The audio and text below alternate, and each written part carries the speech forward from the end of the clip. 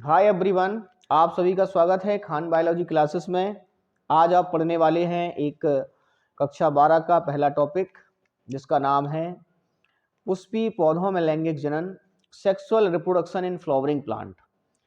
सबसे पहले हमें समझना है एक पॉइंट कि अगर हमसे क्वेश्चन पूछा जाए कि पौधों में जनन अंग या रिप्रोडक्टिव ऑर्गन्स किस जगह पर होते हैं, तो हम उसको बताएंगे कि जो रिप्रोडक्टिव ऑर्गन्स होते हैं या जो जननांग होते हैं पौधों में, वो उसके पुष्प में होते हैं।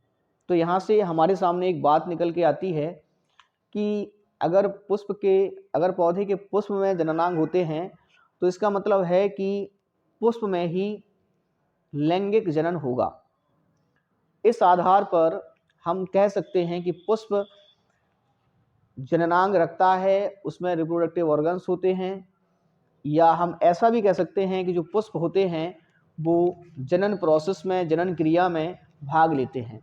इसी क्रम में हम इस चैप्टर को देखने वाले हैं जहाँ पर हमने लिखा हुआ है कि भाई जो फ्लावर हैं या जो फ्लावर देने वाले पौधे हैं वो ऐसे पौधे होते हैं जो आवृतबीजी हैं, जो एंजियोस्पर्म हैं और जिनमें पुष्प उत्पन्न होते हैं। तो सीधी सी बात एक है कि ऐसे पौधे जिनमें पुष्प उत्पन्न होंगे वो पुष्पीय पौधे कहलाएंगे, वो फ्लावरिंग प्लांट्स कहलाएंगे, है ना।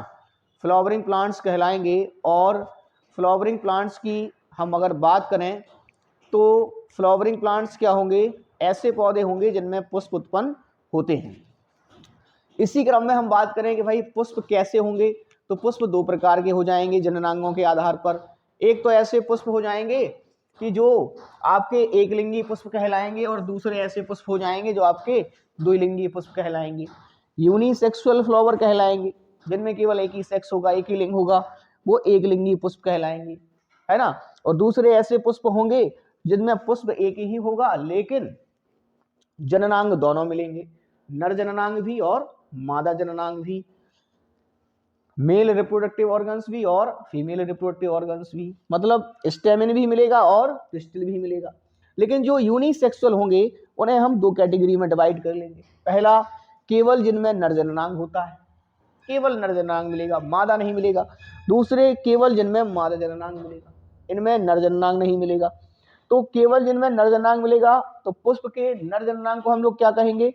पुमंग कहेंगे, और इसकी यूनिट को हम लोग कहेंगे, इकाई को हम लोग कहेंगे पुंकेसर, है ना।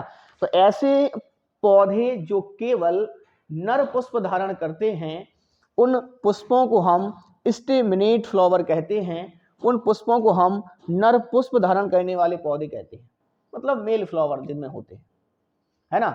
दूसरी हम बात कर लें, केवल मादा जननांग जिनमें होंगे, वो फीमेल रिप्रोडक्टिव ऑर्गन्स केवल होंगे, ओनली फीमेल रिप्रोडक्टिव ऑर्गन्स मिलेंगे। मादा जनन अंग उसमें आपका जायंग या इस तरीके से होता है ना।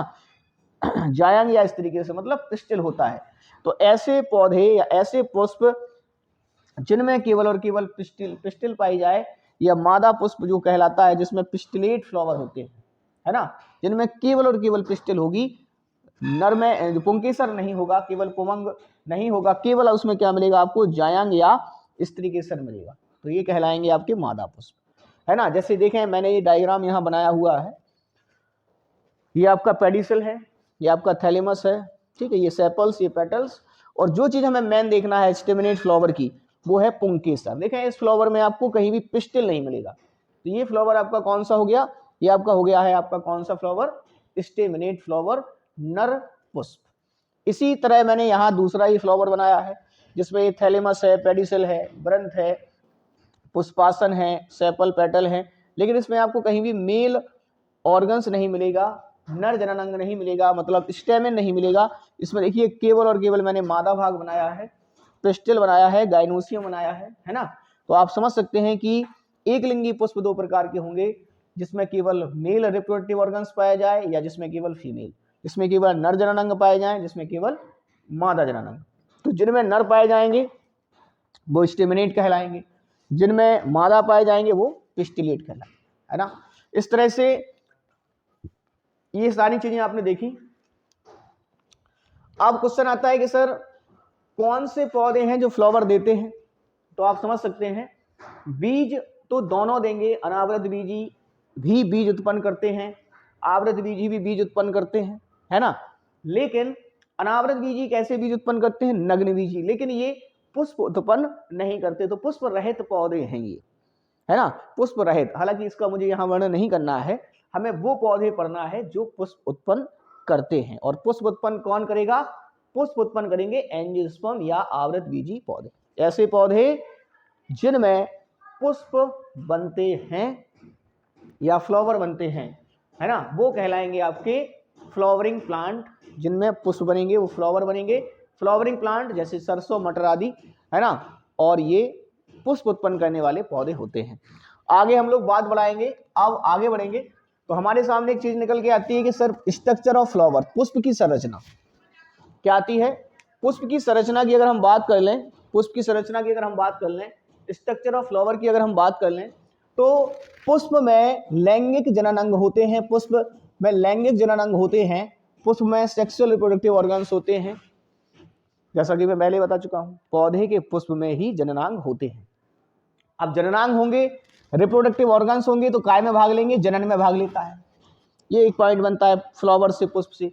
दूसरा है पुष्प एक रूपांतरित मॉडिफाइड पुरोय होता है, मॉडिफाइड सूट होता है। पुष्प क्या है, रूपांतरित पुरोय होता है ना। इसको हम देखेंगे कहां से, इसको हम देखेंगे यहां से। ये आपके सामने मैंने एक फ्लावर बनाया है, एक प्लांट बनाया है, जिसमें ये नीचे का सिस्टम रूट है, जड़ है, मूल है ना। और दूसरा जो पार्ट होता है ऊपर का, जो भाग जमीन के ऊपर होता है, वो कहलाता है पुरोय या सूट। क्या कहलाएगा, वो कहलाएगा पुरोय या सूट, जिसमें आपका तना भी आ जाएगा, ये तना है, पत्तियां भी आ जाएंगी, शाखाएं भी आ जाएंगी और पुष्प भी आ जाएगा। तो पौधे का वो भाग जो जमीन के नीचे हो, रूट कहलाएगा, रूट सिस्टम कहलाएगा। पौधे का वो भाग जो